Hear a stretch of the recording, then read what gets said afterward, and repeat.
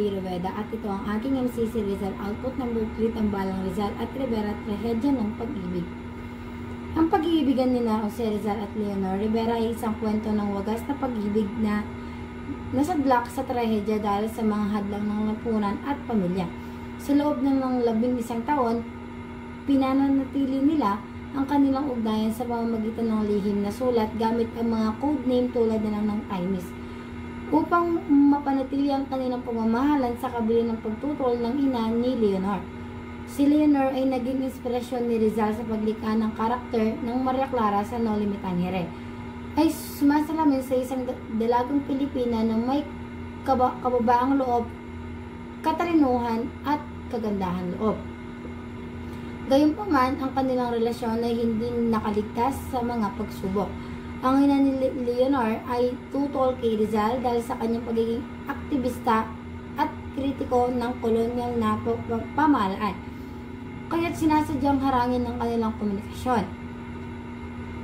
Sa kabila ng kanilang pagmamahalan, pinili ni Leonor na sundin ang kagustuhan ng kanyang ina na nagpakasal kay Charles Keeping, isang Ingles ng inhinyero. Ang desisyong ito ay nagdulot ng matinding sakit kay Rizal sa kabila ng lahat ng pinananatili ang kanyang damdamin para kay Leonor. Sa pagninilay, maaaring sabihin ang mga hadlang sa kanilang relasyon ay hindi lamang personal kundi sistematiko rin. Ang mga inaasahan ng lipunan, ang kapangyarihan ng pamilya, at ang mga limitasyon ng komunikasyon noong panahong iyon ay nagambag sa pagkasira ng kanilang pagmamahalan. Bagaman hindi magtagumpay ang kanilang pag-iibigan, ang kwento ni Rizal at Leonor ay nagsisilbing paalala ng mga sakripisyo at paghihirap ng kaakibat ng tunay ng pag-ibig.